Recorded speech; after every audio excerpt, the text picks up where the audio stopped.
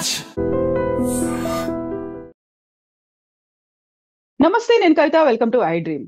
బోల్డ్ అన్ని నిరసనల మధ్య ఆపరేషన్ సింధూర్ జరిగిన తర్వాత ఎందుకని పాకిస్తాన్ తో మనం క్రికెట్ ఆడుతున్నాము, బాయ్కాట్ క్రికెట్ అనేటువంటి నినాదాల మధ్యలోనే భారత్ పాకిస్తాన్ మధ్య క్రికెట్ మ్యాచ్ జరిగింది. ఏషియా కప్ లో జరిగినటువంటి ఈ మ్యాచ్ లో భారతదేశం గెలుపొందినప్పటికీ ఎందుకని నిరసనలు ఇంకా కంటిన్యూ అవుతూనే ఉన్నాయి. మనతో పాటుగా ఉన్నారు cricket analyst and sports commentator Venkatesh గారు. వెంకటేష్ గారు, నమస్కారం అండి. నమస్తే గౌతి గారు.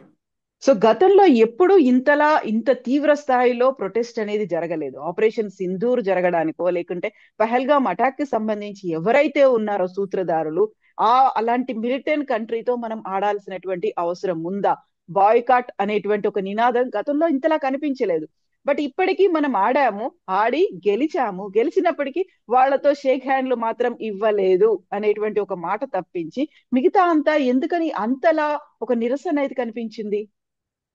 అవునండి, షేక్ హ్యాండ్ ఇవ్వడం తప్పితే మిగతా అంతా సేమ్ టు సేమ్. మనం మ్యాచ్ ఆడుతున్న వాళ్ళతో మరి ప్రొటెస్ట్ చేసిన వాళ్ళకి ఎలాంటి ఊరట లభిస్తుంది? కేవలం షేక్ హ్యాండ్ ఇవ్వనంత మాత్రం సూర్యకుమార్ యాదవ్ వాళ్ళ పాకిస్తాన్ కెప్టెన్ షేక్ హ్యాండ్ ఇవ్వనంత మాత్రాన ఈ గాయాలకి అన్నిటికీ ఊరట లభిస్తుందా? లభించదు కదా. That is the basic question. నన్ను అడిగితే మీరు అన్న మాట చాలా కరెక్ట్. ఎందుకంటే ఎప్పుడు ఇంత పెద్ద ఎత్తున నిరసనలు అనేవి మనం ఎప్పుడు చూడలేదు. గతంలో కూడా ఎప్పుడు పాకిస్తాన్తో మనం ఎప్పుడు ఆడినా, ఏ ఫార్మాట్లో, ఏ టోర్నమెంట్లో ఆడినా, వరల్డ్ కప్లో ఆడినా, ఎక్కడ ఆడినా సరే కొన్ని వర్గాలు, కొన్ని పొలిటికల్ యూనిట్స్ ఎవరైతే ఉంటారో, లేకపోతే కొంతమంది కొన్ని గ్రూప్స్, సర్టన్ గ్రూప్స్ వాళ్ళు ప్రొటెస్ట్ చేయడం, దాంట్లో టీవీలో హాట్ డిబేట్ జరగడం మనం చూసాం. ఈసారి టీవీ డిబేట్స్ కాదు, సోషల్ మీడియాలో యూత్, పర్టికులర్గా యూత్ ఎవరైతే సోషల్ మీడియా ఎక్కువ యూత్ చేస్తారు కాబట్టి సోషల్ మీడియా యూత్ వాళ్ళు ట్రెండ్ చేస్తూ వస్తున్నారు బాయ్కాట్ ఇండియా పాకిస్తాన్ మ్యాచ్ అని చెప్పి. ఇది చాలా వాలంటరీగా, అంటే ఇది ఒక పొలిటికల్ ఎజెండాతో వచ్చిన కాల్ కాదు. ఎందుకంటే కేవలం ఒక 4 నెలలు అయింది, ఏప్రిల్ మంత్లో జరిగింది ఇది ఆ పహల్గామ్ ఇన్సిడెంట్. సో దాంట్లో 26 మంది ప్రాణాలు కోల్పోయారు. అందరూ కూడా ఇన్నోసెంట్ సివిలియన్స్. మీకు ఉరిలో చనిపోయినా, పుల్వామాలో చనిపోయినా, లేకపోతే కార్గిల్ యుద్ధంలో చనిపోయినా వాళ్ళంతా సైనికులు, అది వేరే విషయం. ఇన్నోసెంట్ సివిలియన్స్ చనిపోయారు ఇక్కడ. చనిపోయిన తర్వాత కూడా మనం ఆపరేషన్ సింధూర్ జరిపాం. ఆపరేషన్ సింధూర్ తర్వాత కూడా మనం ఏంటంటే పాకిస్తాన్తో అన్ని రకాల, గతంలో ఎన్నడూ లేనట్టుగా అన్ని రకాలుగా తెగతంపులు చేసుకున్నాం. ఈవెన్ వాళ్ళ యూట్యూబ్ ఛానల్స్ని కూడా మన దేశంలో వాటిని బ్యాన్ చేయడం జరిగింది. సో అన్ని రకాలుగా మనం తెగతింపులు చేసుకున్న ఈ పరిస్థితుల్లో వాళ్ళ కళాకారులను ఇండియాలో పర్సన్ ఇవ్వడానికి వీల్లేదని కూడా చెప్పేశారు. సినిమాల్లో కూడా తీసేయమని చెప్పారు. ఏ రకంగా చూసుకున్నా మన పాకిస్తాన్ అనే మాటని మనం పూర్తిగా వినడానికి ఇష్టపడే పరిస్థితులు లేవు. ఆ టైంలో క్రికెట్ ఎందుకు ఆడాలనేది జనరల్ ఫీలింగ్. ఓకే, నేను నాలాంటి వాళ్ళు క్రీడాభిమానులు అందరూ ఏమంటారంటే, క్రీడల్ని రాజకీయాలను పక్కన కలపకండి మీరు, క్రీడలు వేరే రాజకీయాలు వేరే. ఒకప్పుడు సౌత్ ఆఫ్రికాని బ్యాన్ చేసినా, లేకపోతే ఒలింపిక్స్లో కొన్ని దేశాలు కోల్డ్ వార్ టైంలో ఆడకపోవడం, ఇలాంటివన్నీ క్రీడాభిమానులకు ఎవరికి నచ్చవు. ఎందుకంటే స్పోర్ట్స్ని దీన్ని కలపడం ఎవరికి నచ్చవు. కానీ this is not pure politics. ఇక్కడ చాలా మంది సెంటిమెంట్స్ ఇన్వాల్వ్ అయి ఉన్నాయి. ఎందుకంటే టెర్రరిస్ట్, ఇప్పుడు పాకిస్తాన్ అనే ఒక దేశం స్టేట్ స్పాన్సర్డ్ టెర్రరిజంతో వాళ్ళు టెర్రరిస్టులని మన మీద ఒసిగొల్పి మన దగ్గర సామాన్య ప్రజలకి వాళ్ళ ధన ప్రాణమానాలకి నష్టం కలిగిస్తున్నారు. ఇది sentiment. This is not pure politics అనో, లేకపోతే ఏదో ఒక అపార్థైడ్, ఆ దేశంలో అపార్థైడ్ ఉందనో, లేకపోతే ఇంకోటి ఉందనో, పొలిటికల్ ఎజెండా కాదు ఇది. ఇది చాలా సెంటిమెంట్స్తో కూడుకున్న వ్యవహారం. అందుకని ఈసారి ఎప్పుడు లేనంత స్ట్రాంగ్ గా ప్రొటెస్ట్ వినిపించడం మనం చూసాం.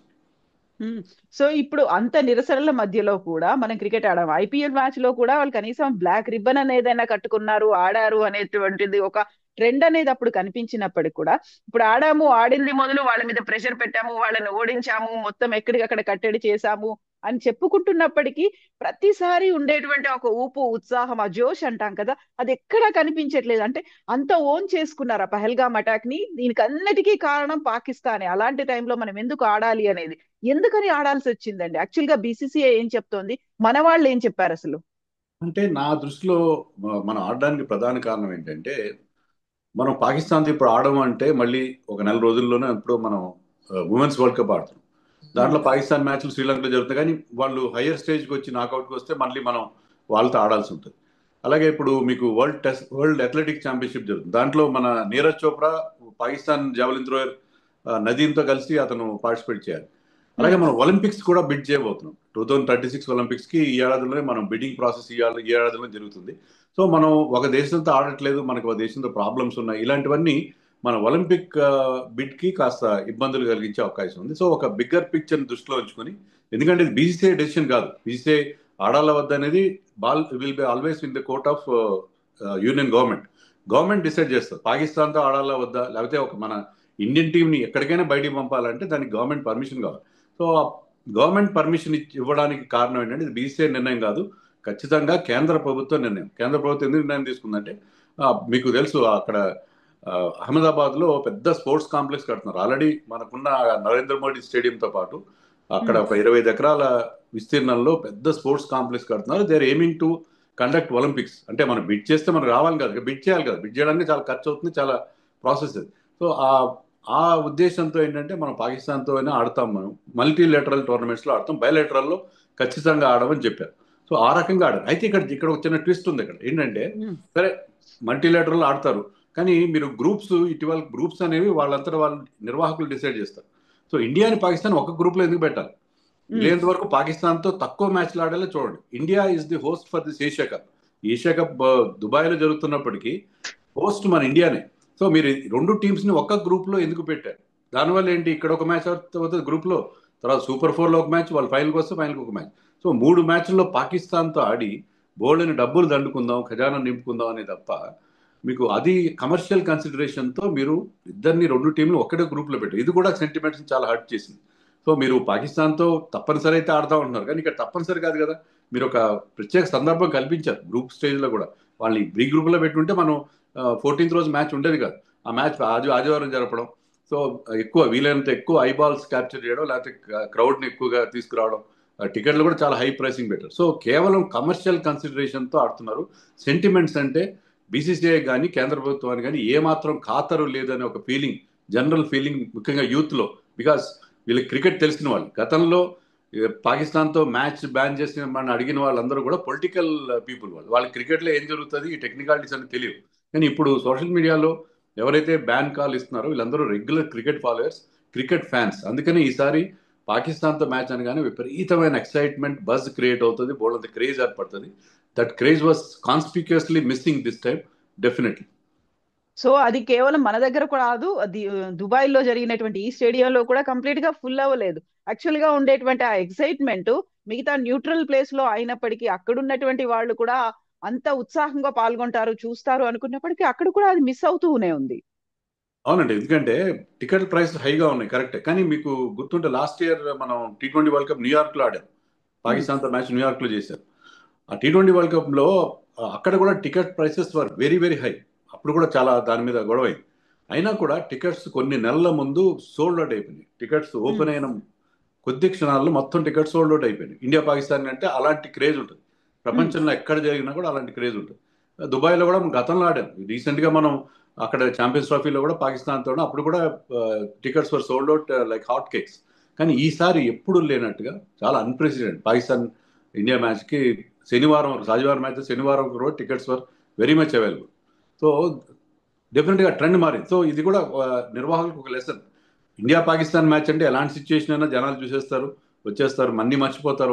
వాళ్ళకున్న గాయాలు కానీ వాళ్ళకున్న ఫీలింగ్స్ కానీ అన్నీ మర్చిపోయి ఇండియా పాకిస్తాన్ మ్యాచ్ అని కానీ టీవీ కళ్ళెప్పగిచ్చేస్తారని ఒక ఫీలింగ్ ఒక ఉందో, అది definitely not correct. So they cannot take it for granted అనేది ఈ ఉదంతం వల్ల ప్రూవ్ అవుతుందని మనం అనుకోవాలి. సో ఇది ఈ ఒక నిరసన, ఒక ప్రొటెస్ట్ అనేది కేవలం నిన్న జరిగినటువంటి మ్యాచ్ మీదే ఉందంటారా? ఫర్దర్ గా జరగబోయేటువంటి అన్ని రకాల మ్యాచ్లు మీరు చెప్పినట్టుగా వరల్డ్ అథ్లెటిక్ తో కావచ్చు, లేకపోతే ఉమెన్ దాంట్లో కావచ్చు, ప్రతి దాంట్లోనే ఇదే కంటిన్యూ అవుతుందంటారా? కావచ్చండి. అంటే ఇప్పుడు కాలం అన్ని గాయాలు మానుతుంది అంటారు కదా, దాని ప్రకారం కొంత ఇప్పుడున్నంత, ఎందుకంటే రీసెంట్గా జరిగిన ఇన్సిడెంట్ కాబట్టి ఇప్పుడున్నంత తీవ్రంగా అప్పుడు ప్రొటెస్ట్ ఉండకపోవచ్చు, కానీ ఫీలింగ్ అయితే ఉంటుంది. వీలైనంత వరకు పాకిస్తాన్తో ఆడకూడదు అనే ఫీలింగ్ అయితే జనరల్గా మనకి చాలా గట్టిగా అనిపిస్తుంది. తప్పనిసరిగా ఇప్పుడు ఏషియా కప్ అనేది it's not an ICC tournament. Asia cup మీరు గెలిచినా గెలవకపోయినా, కండక్ట్ చేసినా చేయకపోయినా ఎవ్వరికి నష్టం లేదు. ఐసీసీ కూడా అలాంటి శాంక్షన్స్ విధించదు. మామూలుగా ఐసీసీ టోర్నమెంట్లో మీరు ఆడకపోతే ఐసీసీ మీ మీద శాంక్షన్స్ పెడుతుంది. But this is not an ICC tournament. ఇది ఏషియా క్రికెట్ కౌన్సిల్ జరిపే టోర్నమెంట్ ఇది. ఇక్కడ మీరు ఆడినా ఆడకపోయినా టోర్నమెంట్ జరిగినా జరగకపోయినా ఎవ్వరు పెద్దగా పట్టించుకోరు. గతంలో కూడా పొలిటికల్ రీజన్స్ వల్ల 90s ఒకసారి ఏషియా కప్ రద్దయింది. ఒకసారి ఇండియా శ్రీలంకలో ఆ, జరుగుతున్నప్పుడు, శ్రీలంక అప్పటికి మన సరైన రిలేషన్స్ లేవు కాబట్టి ఐ థింక్ 1991 అనుకుంటా, మనం we did not participate in that Asia cup. So Asia కప్లో ఆడనంత మాత్రాన మీకు ఎలాంటి నష్టం లేదు, ఏషియా కప్ జరగకపోయినా నష్టం లేదు. అయినా కూడా నేను చెప్పినట్టు కేవలం కాసుల వర్షం కురుస్తుంది ఇండియా పాకిస్తాన్ ఆడితే. ఇండియా పాకిస్తాన్ బయలేటరల్ ఆడకపోయినా దొడ్డిదారిన వెళ్ళి ఏషియా కప్లో వేరే దగ్గర ఆడించి కాస్త డబ్బులు దండుకుందాం అనే ఒక ప్రయత్నం లాగా క్లియర్గా మనకు అర్థమవుతుంది. ఇది అవసరం లేదు. బీసీసీఐ దగ్గర వేలాది కోట్ల రూపాయలు మిగులుతున్నాయి, వాళ్ళకి ఇంట్రెస్ట్ పరంగానే కోట్ల రూపాయల ఇంట్రెస్ట్ వస్తుంది ఎవ్రీ ఇయర్. సో అలాంటప్పుడు డబ్బు కోసం కక్కుర్తిపడి మన పీపుల్స్ సెంటిమెంట్స్ని ఖాతరు చేయకపోవడం అనేది రియల్లీ ఇట్స్ పెయిన్ఫుల్.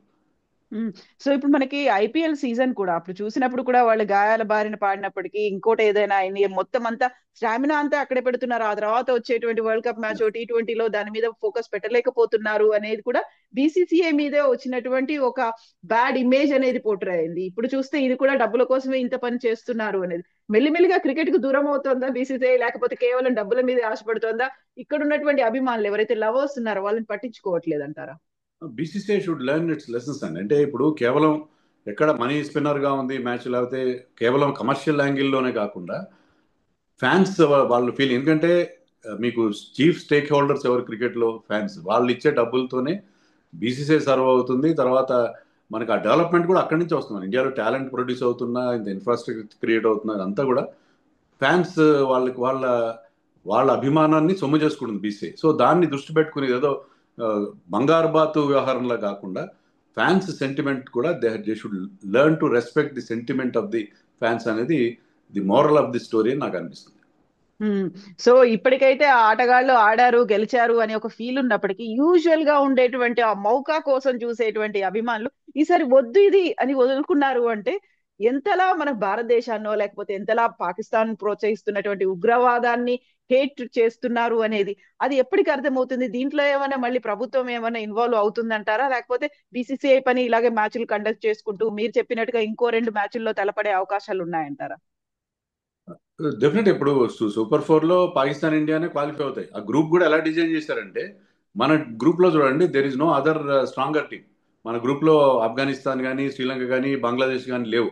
అవతల గ్రూప్ లో ఆ 3 ఉన్నాయి. ఆ మూడిట్లో 2 టీమ్స్ వెళ్తాయి. సో ఇండియా పాకిస్తాన్ ఖచ్చితంగా సూపర్ ఫోర్ కి వచ్చేలాగా మన గ్రూప్ లో 2 వీక్ టీమ్స్ పెట్టారు. యూఏఈ అండ్ ఒమన్ టీములు పెట్టారు. సో ఇండియా పాకిస్తాన్ ఖచ్చితంగా సూపర్ ఫోర్ క్వాలిఫై అవుతాయి. క్వాలిఫై అయిన తర్వాత అక్కడ మళ్ళీ ఆడతాయి.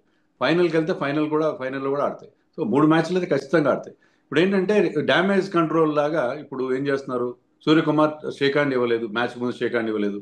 మ్యాచ్ అయిపోయిన తర్వాత నేను we stand with the victims of the Pahalgam attack అని, తర్వాత we are dedicating this win to victory. Our armed forces అని చెప్పి చెప్పడం. తర్వాత మళ్ళీ మ్యాచ్ తర్వాత కూడా షేక్ హ్యాండ్ ఇవ్వకుండా హడావిడిగా డ్రెస్సింగ్ రూమ్లోకి వెళ్ళిపోవడం. ఇవన్నీ ఆప్టిక్స్ అండి. ఇవన్నీ కూడా ఏంటంటే షో ఆఫ్ తప్ప కేవలం అంటే మేము చూసారా మేము ఎంత పాకిస్తాన్ ఎంత అవమానించామో అంటే, అవమానించడం కాదు కదా. ఇప్పుడు మీరు సరే మీరు షేక్ హ్యాండ్ ఇవ్వనంత వల్ల ఒరిగేది ఏముంది పెద్దగా? పాకిస్తాన్కి ఈ ఈ ఏషియా కప్లో ఆడడం వల్ల వాళ్ళ కరెన్సీలో పాకిస్తాన్ రూపీల ప్రకారం 1 బిలియన్ పాకిస్తానీ రూపీస్ వస్తాయి. మన ఇండియన్ దాంట్లో తక్కువ 50 కోట్లు అనుకోండి, లేకపోతే 30-40 కోట్లు. 100 కోట్లు పాకిస్తాన్ కరెన్సీ ప్రకారం 100 కోట్ల పాకిస్తానీ రూపీస్ వాళ్ళకి దక్కుతాయి. దాన్ని వాళ్ళు దేనికి వాడతారు? దాన్ని మీరు ఆపలేరు కదా. దాన్ని ఆపండి, మీరు వీలైతే దాన్ని ఆపండి. వాళ్ళకి don't share any money for them because you are the organizer. Don't share any money. ఇప్పుడు మన ప్రాబ్లం ఏంటి? పాకిస్తాన్తో ఆడడం కానీ, పాకిస్తాన్ వెళ్ళి ఆడడం కానీ, మనం క్రికెట్ ద్వారా వచ్చే డబ్బును కూడా వాళ్ళు టెర్రరిజాన్ని స్పాన్సర్ చేయడానికి వాడుతున్నారు అని అన్నారు. దాన్ని మీరు ఆపట్లేదు కదా. కేవలం షేక్ హ్యాండ్ ఇవ్వనంత మాత్రాన మీకు ఓన్లీ అది విజువల్గా బాగుంది అది చూడడానికి. సరే కొంతవరకు నేను అందరూ చాలా హ్యాపీగా ఫీల్ అయ్యారు, బాగా చేశాడు సూర్యకుమార్ అది షేక్ హ్యాండ్ ఇవ్వకుండా. దానివల్ల ఒరిగేది ఏం లేదండి. మీకు అంతగా పాకిస్తాన్ మీద మీకు అంత నిరసన వ్యక్తం చేయాలి, కోపం ఉందంటే you should have cancelled Asia కప్ని మొత్తానికి రద్దు చేస్తుంటే ఎవరు బీసీసీఐని ఎవరు అనేవారు కాదు. బీసీసీఐ మీద వేలెత్తి చూపించడానికి ఎవరికి కూడా ధైర్యం లేదు. బీసీసీఐ మాటే శాసనం వరల్డ్ క్రికెట్లో. అలా కాకుండా మీరు అక్కడ వాళ్ళకి దొరకాల్సిన డబ్బులు దొరుకుతూనే ఉన్నాయి. మనకున్న ప్రధానమైన అబ్జెక్షన్ ఏంటంటే మనీ క్రికెట్ ఆడడం వల్ల ఇండియా పాకిస్తాన్ క్రికెట్ ఆడడం వల్ల బోల్డ్ డబ్బులు వస్తాయి. ఆ డబ్బులు పాకిస్తాన్ వేరే మన టెర్రరిజం స్పాన్సర్ చేయడానికి వాడుతుంది అనేది అది జరుగుతూనే ఉంది. కేవలం షేక్ హ్యాండ్ ఇవ్వనంత మాత్రాన మనకి ఒరిగేది ఏముంది చెప్పండి. సో అది దాన్ని ఏదో ఒక డ్యామేజ్ కంట్రోల్ మెజర్గా వాడుకున్నారు. అంతకుమించి పెద్దగా అతను చెప్పాడు, మేము మా ఆర్మ్డ్ ఫోర్సెస్కి అంకితం చేస్తున్నాం, we stand by, if you are standing by the victims of Pahalgam you shouldn't have played this match. Suryakumar కానీ మిగతా ప్లేయర్స్ కానీ మేము మ్యాచ్ ఆడట్లేదని చెప్పి బాయ్కాట్ చేసి ఉంటే అది వేరేగా ఉండేది. అంతేగాని మేము గెలిచాము, పాకిస్తాన్ చిత్తుగా ఓడించాము. పాకిస్తాన్ చిత్తుగా మీరు ప్రతిసారి ఓడిస్తూనే ఉన్నారు, ఫస్ట్ టైమే కాదు. సో చిత్తుగా ఓడించినంత మాత్రాన సెంటిమెంట్స్ అందరూ ఓరాటగలుగుతున్నాను అనుకోవడానికి ఎలాంటి అవకాశం లేదు కదా. సో ఇక్కడే మళ్ళీ ఇంకొక రకమైనటువంటి వాదన కూడా అవుతుంది. దౌత్యపరంగా జరగాల్సినటువంటి సంబంధాలు, లేకపోతే ఆ టెర్రరిజం అంతం చేయడానికి ఏం చేయాలి అనేటువంటి దాన్ని ఒక స్ట్రాటజిక్ గా ప్లాన్ చేసుకోవాలి తప్ప, ఇప్పుడు సినిమా కావచ్చు, క్రికెట్ కావచ్చు, ఇతర రంగాలు వాటి మీద ఎందుకు ఫోకస్ పెడుతున్నారు? ఇది కాదు కదా ప్రైమరీ ఎజెండా అనే మాట కూడా వినిపిస్తోంది. అంటే ఐడియల్ గా అది మీరు చెప్పింది కరెక్టే, ఐడియల్ సిచ్యువేషన్ లో అది కరెక్టే. కానీ పాకిస్తాన్ ఇక్కడ పర్టికులర్ ఆస్పెక్ట్ ఏంటంటే, మనం పాకిస్తాన్ వెళ్ళి ఆడినా లేకపోతే ఇండియా పాకిస్తాన్ మ్యాచ్ జరిగిన రెవెన్యూ జనరేషన్ అనేది ఉంది కదా, రెవెన్యూ జనరేషన్ వాళ్ళకి వేరే రకంగా వాడుతున్నారు. వాళ్ళు ఈ రెవెన్యూ జనరేషన్ వేరే రకంగా వాడుతున్నారు అనేది ప్రధానమైన అబ్జెక్షన్. సో దాని గురించి మనం ఆలోచించాలి. ఎస్ వెంకటేష్ గారు, థ్యాంక్ యూ సో మచ్ అండి. Thank you. And for more videos, please subscribe to iDream. Please subscribe to iDream. Please subscribe iDream. And please subscribe to iDream. For more videos, subscribe to iDream. please like, share and subscribe to the channel. Congratulations, iDream. Subscribe to iDream. Subscribe to iDream. So subscribe to iDream Media. iDream ki iDream team andarki huge congratulations. Please subscribe iDream Media. Please subscribe to iDream. Subscribe iDream. Please subscribe to iDream. iDream అంటే నా కళల ఛానల్ను subscribe చేసుకున్నారు, నోరు తిరుగుతలేదు, మీరైతే గంట గుర్తు కొట్టండి. For more such videos, please subscribe to iDream. Subscribe to iDream. Please subscribe to iDream. Please subscribe iDream Media. Please do subscribe to iDream. Please subscribe to iDream Media. For best entertainment and information, please subscribe iDream. And don't forget to subscribe to iDream.